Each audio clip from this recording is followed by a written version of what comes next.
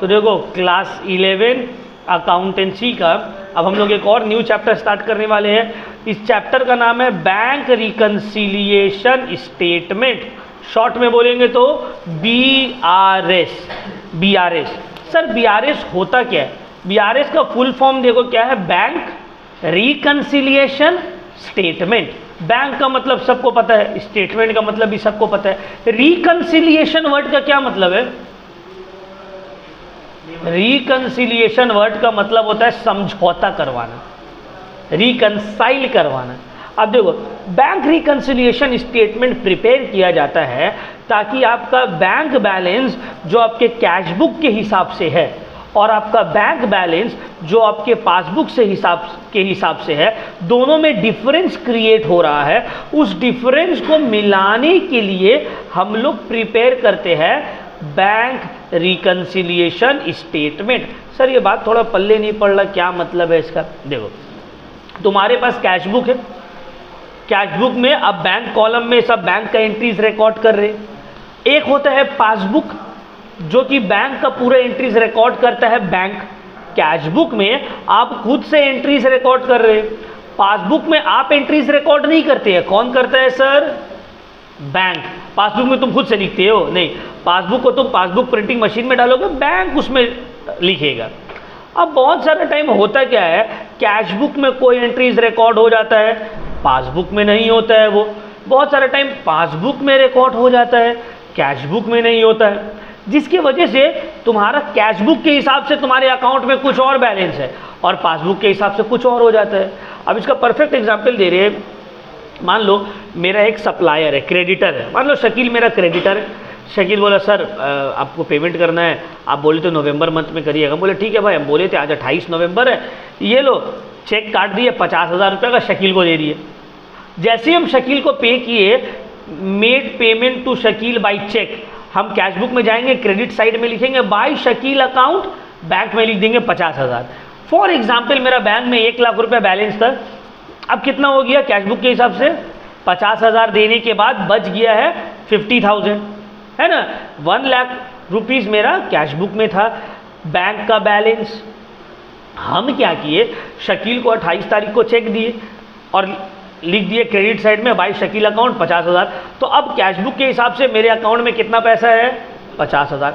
शकील बोला ना अरे यार 28 तारीख तो हो ही गया है, 4-5 जगह से और हमको चेक कलेक्ट करना है, उसके बाद बैंक में जाना है। क्या अभी सर का चेक लेके जाएंगे, फिर दूसरा पार्टी का चेक लेके जाएंगे? तो काम करते हैं, 1 हफ्ते में पूरा चेक को लपेट लेते हैं और लेकर एक साथ चले जाएंगे। मेरे हिसाब से 28 तारीख को मेरे अकाउंट से पैसा कट गया है, बट क्या एक्चुअली पासबुक से माइनस हुआ है? क्या एक्चुअली बैंक से 50,000 रुपया डिडक्ट हुआ है?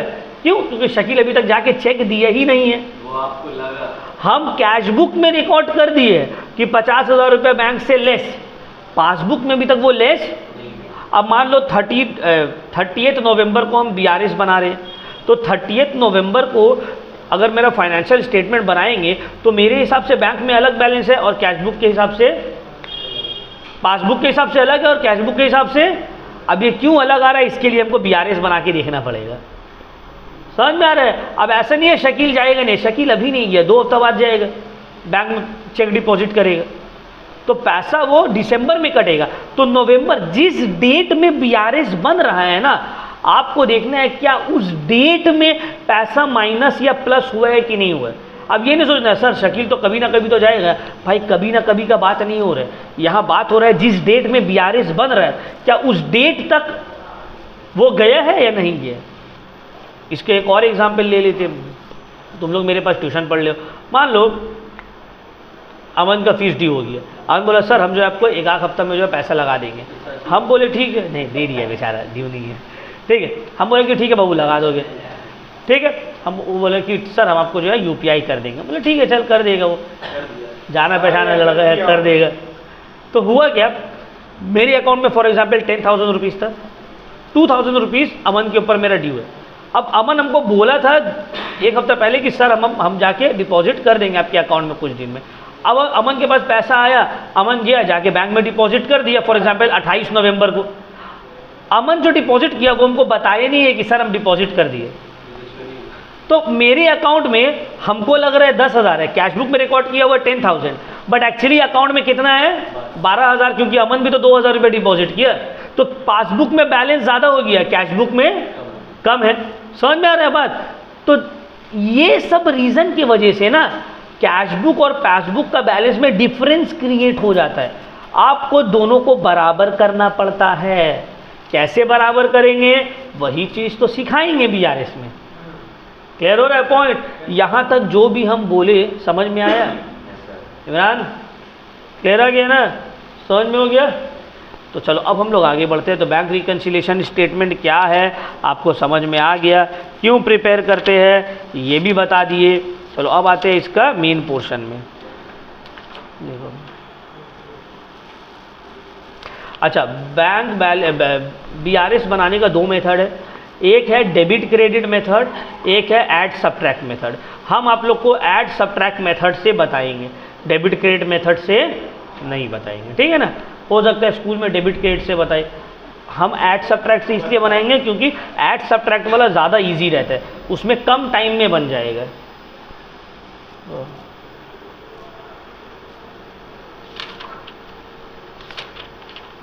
एनी डाउट यहाँ तक? किसी को कोई पूछना है?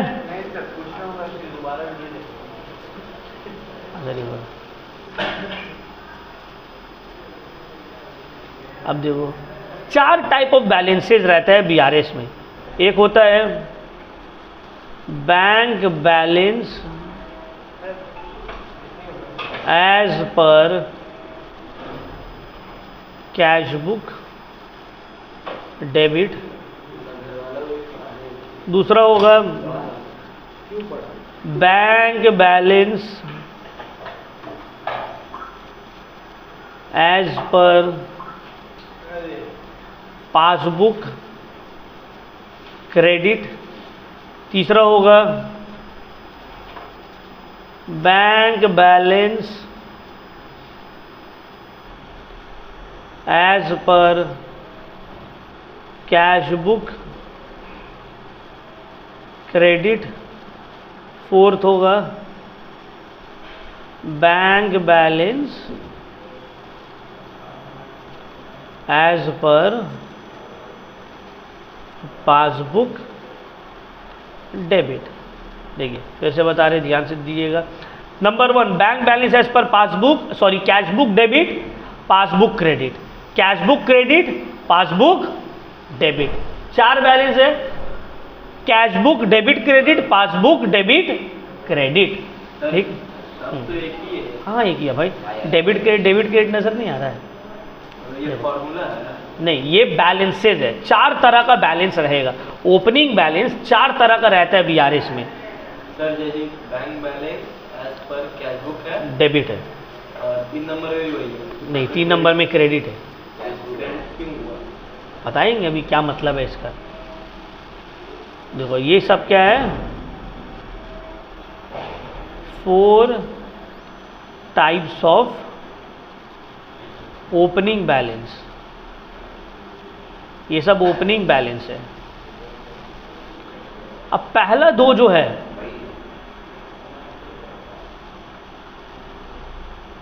इसको बोलते हैं फेवरेबल बैलेंस और पॉजिटिव बैलेंस।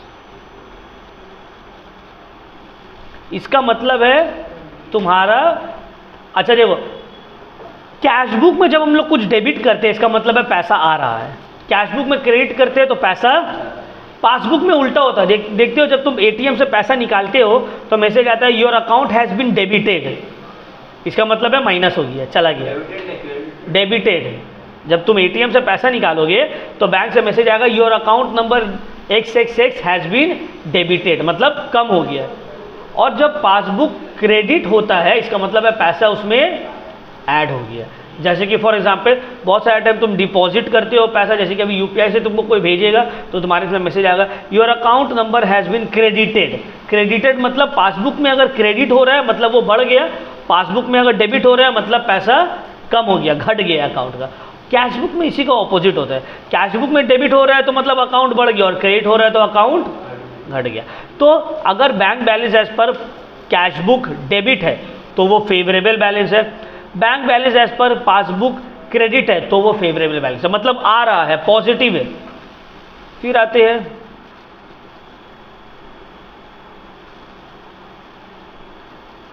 अनफेवरेबल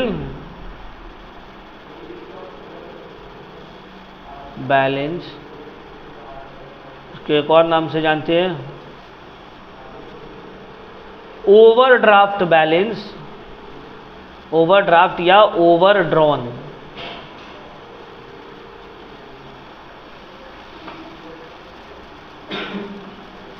और इसको नेगेटिव बैलेंस भी बोलते हैं कि भाई ये नेगेटिव बैलेंस है, मतलब तुम्हारा अकाउंट अभी नेगेटिव में चल रहा है। ठीक है ना, क्लियर हो गया। Cash book debit, passbook credit favourable, cash book credit, passbook debit unfavourable. बस ये इतना आपको याद रख लेना है, बस अपना समझ बन जाएगा। ये वाला पॉइंट आपको याद रख लेना है, बस याद रहेगा तो cash book debit, passbook credit favourable, cash book credit, passbook debit unfavourable या ओवरड्राफ्ट या नेगेटिव। क्लियर हो गया पॉइंट। अच्छा, कुछ और पॉइंट को आपको याद हो गया। चलो आगे।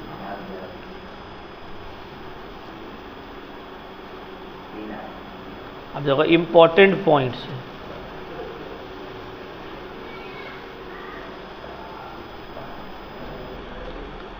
इम्पोर्टेंट पॉइंट्स में पहला पॉइंट जो आपको याद रखना है वो है when bank balance as per cash book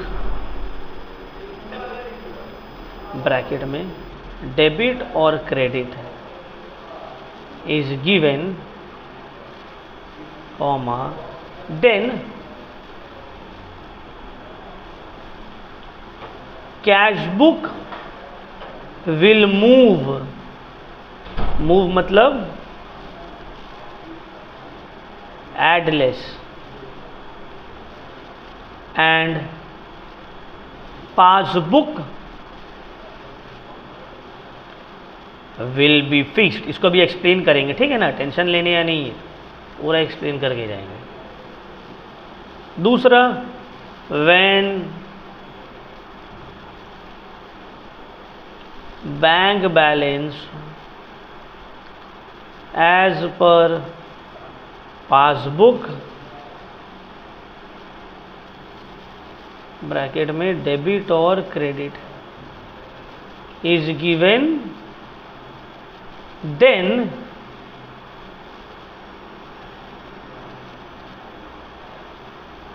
passbook will move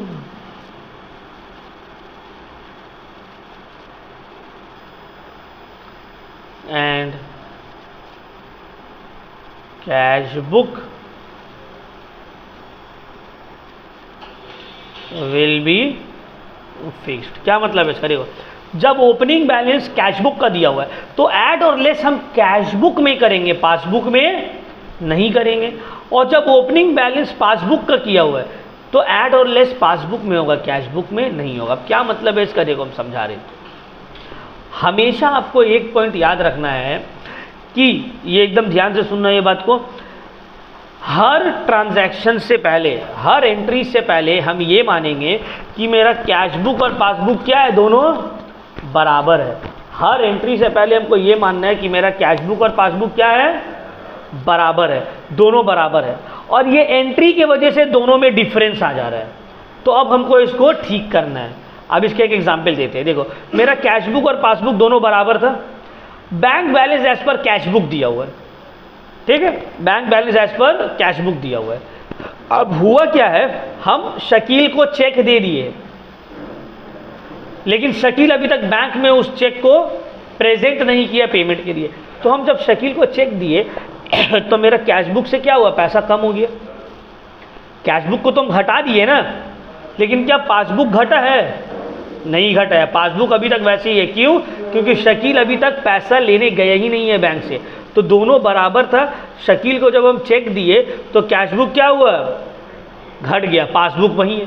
दोनों को बराबर करना है, कैसे बराबर करेंगे? दो रीजन से होगा। सर कैशबुक में या तो वापस ऐड कर दीजिए या तो पासबुक को माइनस कर दीजिए। तो क्योंकि यहाँ पे bank balance as per cash book दिया हुआ है तो हमको कैशबुक में ऐड करना पड़ेगा, क्योंकि पासबुक क्या है? फिक्स्ड है। समझ में आ रहा है? ये जो कैशबुक कम हो गया है, पासबुक वहीं पे वही है, तो बराबर करने के लिए हमको कैशबुक में ऐड करना होगा। हम पासबुक से लेस नहीं कर सकते हैं, क्योंकि bank balance as per cash book दिया हुआ है। सर अगर यहाँ पे bank balance as per passbook दिया हुआ रहेगा तो तब कैशबुक अपने जगह में फिक्स रहेगा, हमको पासबुक को माइनस करना पड़ेगा। क्लियर हो रहा है पॉइंट? अब देखो एक सम्स करेंगे इसके ऊपर, तब और ज़्यादा क्लियर हो जाएगा।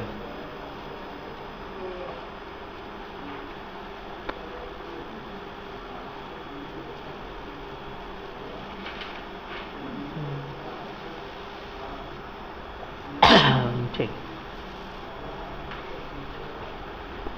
From the following particulars available from the books of Ray traders, prepare a BRS as on 31 December 2023।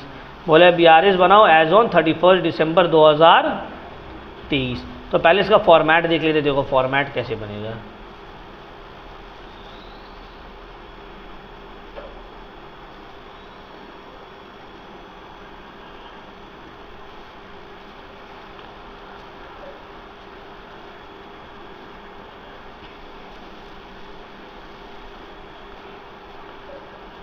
In the books of ray traders,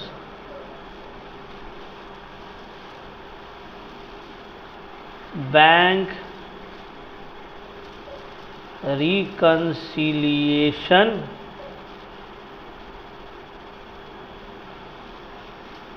statement as on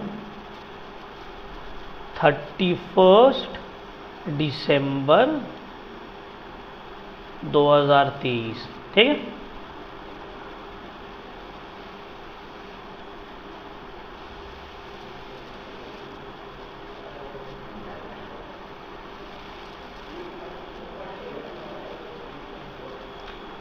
particulars,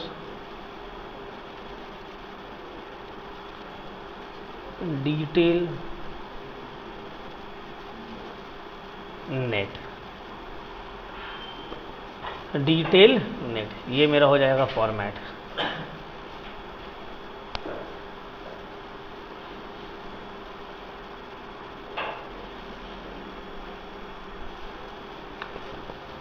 अब देखो क्वेश्चन में सबसे पहले दिया हुआ है bank favourable balance as per cash book 12,200। Bank favourable balance का क्या मतलब है बाबू? डेबिट या credit? Bank favourable balance as per cash book, cash book का फेवरेबल बैलेंस क्या होता है? डेबिट या क्रेडिट? लिखवाए ना अभी, यहाँ पे बोला है bank favourable balance as per cashbook.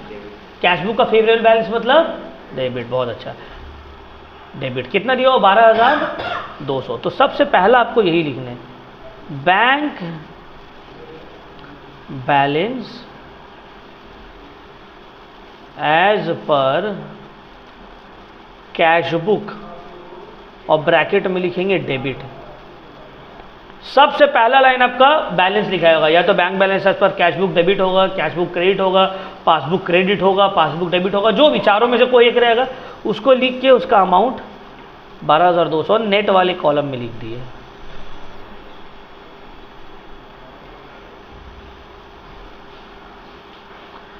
ठीक है, नेट वाले कॉलम में उसको रिकॉर्ड कर देंगे। अब इसके बाद नेक्स्ट लाइन में लिखेंगे ऐड। और कितना एंट्रीज है टोटल? इसको छोड़ के 3 एंट्री है, तो लगभग इतना हो सकता है कुछ ऐड में रहे और कुछ लेस में रहे। तो 3 एंट्री है तो मैक्सिमम हो सकता है 2 ऐड में रहेगा, हो सकता है 3 ऐड में रहेगा। तो 3-4 लाइन छोड़ के अपना स्पेस के हिसाब से, थोड़ा ज़्यादा भी छोड़ते हैं तो कोई प्रॉब्लम वाला दिक्कत वाला बात नहीं है, लेस। कम नहीं छोड़ेंगे, क्योंकि मान लो तुम 1 का जगह छोड़े और यह 2 आ गया तो मिटाने में अब दिक्कत होगा। समझ में आ रहा है? तो अब देखो bank balance as per cash book दिया हुआ है, तो इसका मतलब है, देखो bank balance as per cash book दिया हुआ है तो इसका मतलब है कैश बुक मूव होगा, पासबुक क्या है, फिक्स्ड है। कैश बुक में तुम्हारा बैलेंस है 12,200। अब देखो पहला question, cheques send to the bank for collection but not yet collected 4,800। इस लाइन का मतलब है आप बैंक में चेक भेजे लेकिन बैंक अभी तक वो चेक को कलेक्ट करके आपके अकाउंट में पैसा डाला, लेकिन जब तुम बैंक में चेक भेजे तुम तो संगे संग कैश बुक में रिकॉर्ड कर दिए कि भाई बैंक में 4,800 प्लस हो गया। बट बैंक में वो पैसा कब आएगा, जब बैंक वो पैसा कलेक्ट करेगा तब ना। बहुत सारा टाइम होता है ना, चेक कलेक्शन में टाइम लगता है, 2 दिन 3 दिन टाइम लगता है। तो तुम आज चेक डिपॉजिट किए, तुम आज ही कैश बुक में लिख दिए भाई अकाउंट में पैसा आ गया इतना, बट अकाउंट में पासबुक में 2-3 दिन बाद आएगा जब बैंक कलेक्ट करेगा। तो देखो दोनों इक्वल था, बराबर था। तुम बैंक में जब चेक भेजे कलेक्शन के लिए तुम कैश बुक को प्लस कर दिए, बट क्या पासबुक प्लस हुआ है? अभी तक बैंक कलेक्ट किया ही नहीं है वो चेक को, तो पासबुक में अभी तक प्लस, कैश बुक प्लस हो गया, पासबुक प्लस, तो कैश बुक ज़्यादा है, दोनों को बराबर करना है। क्या करेंगे? कैश बुक को इक्वल करना है तो कैसे करेंगे? कैश बुक से माइनस करके इसको बराबर में लेके आएंगे। समझ में आ रहा है? पासबुक और कैश बुक बराबर था, आप चेक को भेजे बैंक में कलेक्शन के लिए, आप कैश बुक में 4,800 ऐड कर दिए, बट पासबुक में अभी तक 4,800 आया नहीं है क्योंकि बैंक अभी तक कलेक्ट, तो आपका कैश बुक 4,800 से प्लस है, इसको इक्वल करना है। क्योंकि bank balance as per cash book दिया हुआ है ना, तो पासबुक में तो प्लस नहीं कर सकते, पासबुक तो अपनी जगह में फिक्स रहेगा भाई, ये नहीं हिलेगा। तो हमको कैश बुक को प्लस माइनस करके बराबर करना है, तो कैश बुक में माइनस करेंगे 4,800, बराबर हो गया। तो लेस में जाएंगे,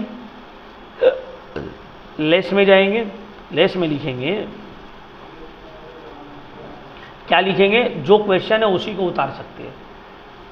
check send to the bank for collection but not yet collected, जो क्वेश्चन है उसको भी उतार सकते हैं।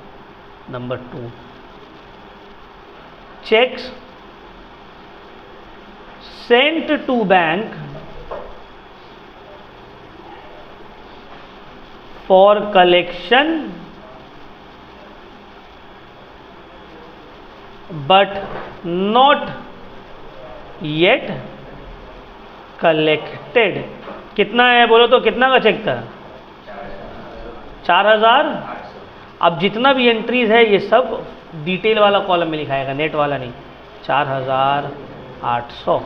नेक्स्ट, ठीक है ना? सेकंड वाला समझ में आए तो सबको। अब आते हैं third, cheques paid to different parties for 8,400 but not yet collected from the bank. देखो ये है collect, cheque send to bank for collection but not yet collected. यहाँ पे cheques paid to different parties but not yet collected from the bank. 8,400 का check तुम अपने parties को दे रही है, लेकिन अभी तक वो लोग बैंक से पैसा निकाला। तुम जब चेक दिए तो देखो कैश बुक पासबुक बराबर था, दोनों बराबर था। तुम चेक दिए 8,400 का, तुम अपना कैश बुक को माइनस कर दिए 8,400 कि भाई 8,400 मेरे अकाउंट से माइनस हुआ, लेकिन क्या पासबुक से माइनस हुआ है? क्यों नहीं हुआ है? क्योंकि वो लोग अभी तक चेक लेके बैंक पहुंचे ही नहीं है। तो कैश बुक 8,400 से कम है, पासबुक वही है, दोनों को बराबर करना है। तो क्या करेंगे? कैश बुक को ऐड करेंगे। समझ में आ रहा है? पासबुक को माइनस नहीं कर सकते हैं, क्यों? Bank balance as per cash book दिया हुआ है, तो जब कैश बुक दिया हुआ रहेगा तो कैश बुक में प्लस माइनस करना है, पासबुक मूव, तो दोनों बराबर था, दोनों क्या था? बराबर था। ठीक है ना? तुम चेक इशू किए पार्टीज लोग को 8,400 का, कैश बुक से 8,400 माइनस, बट पासबुक से ये अभी तक माइनस नहीं हुआ है, तो अब दोनों को बराबर कर रहे हैं। तो क्या करेंगे? कैश बुक में वापस से 8,400 प्लस कर देंगे। तो जाएंगे नंबर 3 लिखेंगे, check issued but not presented for payment। कितना है? 8,400। नेक्स्ट नंबर 4, देखो क्या बोल रहे हैं यहाँ पे, direct deposit by a customer into the bank account ₹2000। क्या हुआ? Direct deposit by a bank into the bank ₹2000 not yet recorded in cash book. वही यमन वाला हाल हो गया है। क्या समझ में आ रहा है? क्या हुआ है बोले तो, एक कस्टमर था, वो मेरे बैंक अकाउंट में डायरेक्ट डिपॉजिट कर दिए और अभी तक कैश बुक में उसका रिकॉर्ड, तो दोनों बराबर था। बैंक अकाउंट में डायरेक्ट डिपॉजिट किया है 2000, तो बैंक अकाउंट क्या हो गया? 2000 से बढ़ गया। कैश बुक में बढ़ा है क्या? नहीं। तो अब बराबर करने के लिए क्या करेंगे हम? कैश बुक में प्लस कर देंगे। ठीक है ना? समझ में आ रहा है? दोनों बराबर था। कस्टमर जाके बैंक में डायरेक्ट पैसा डिपॉजिट कर दिया, तो भाई कैश बुक अभी तो पता नहीं है कि हाँ पैसा डिपॉजिट किया है, कैश बुक में भी तो कुछ रिकॉर्ड नहीं हुआ, पासबुक प्लस हो गया, कैश बुक वही है, तो अब हम क्या करेंगे? कैश बुक में ऐड करेंगे सर। क्लियर हुआ पॉइंट? 2000 रुपया है नंबर 4, तो ऐड करेंगे। ऐड में जाएंगे, ऐड में जाके लिखेंगे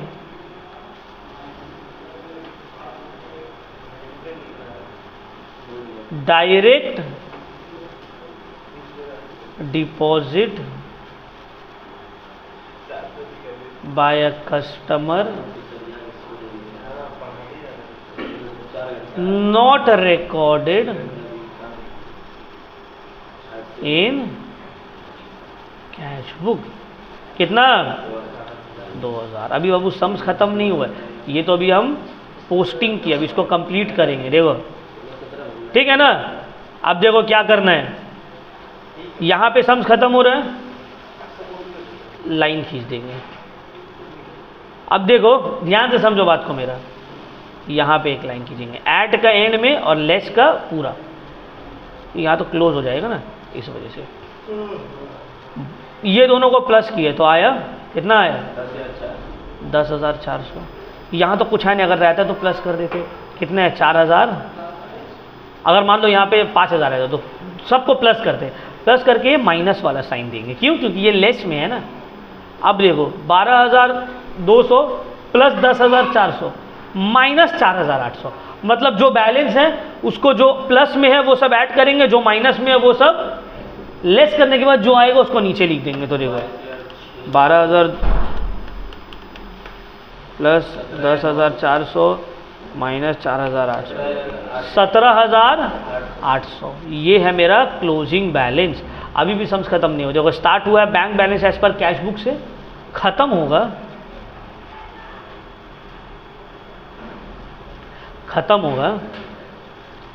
bank balance as per passbook. ठीक है ना? स्टार्ट हुआ था कैश बुक से, खत्म होगा पासबुक में। स्टार्ट हुआ था डेबिट से, खत्म होगा। अब हुआ ये मेरा सम्स ओवर। ठीक है ना? इजी। अभी तो किए ही कहाँ है, अभी तो और करना है, ये तो फर्स्ट क्लास है। कंफ्यूज नहीं हो जाए इसमें ना, स्टूडेंट लोग बहुत कंफ्यूज हो जाता है, क्या सर सिखाए, plus minus debit credit minus plus ऊपर नीचे क्या हो रहा, कुछ समझ में नहीं आया, कंफ्यूजन हो जाए। समझ में आया बात क्या बोलना चाह रहे? प्रैक्टिस के साथ देखो, practice makes a man perfect. पर प्रैक्टिस करते करते हो परफेक्ट हो जाओगे। क्लियर? सब रिकॉर्ड कर लिए। तो आज हम एक क्वेश्चन किए हैं, ठीक है, और एक्सप्लेन किए हैं इसका मीनिंग और क्वेश्चन किए। ठीक है ना? बस ये आज हम लोग का था। नेक्स्ट क्लास में हम bank balance as per cash book favourable भी करेंगे, अनफेवरेबल भी करेंगे, फिर पासबुक फेवरेबल भी करेंगे, अनफेवरेबल। मतलब मोस्ट प्रोबेबली समझ लो ना, 3 क्लास या 2 क्लास में ये चैप्टर हम कंप्लीट कर देंगे इंशाल्लाह, होपफुली। या कंटिन्यू करें क्या? और सोने लग गया वो लोग पहले ही बैठ के, देखो ना क्या। ठीक है, यहाँ तक कोई डाउट नहीं? समझ में आया पूरा? चलो।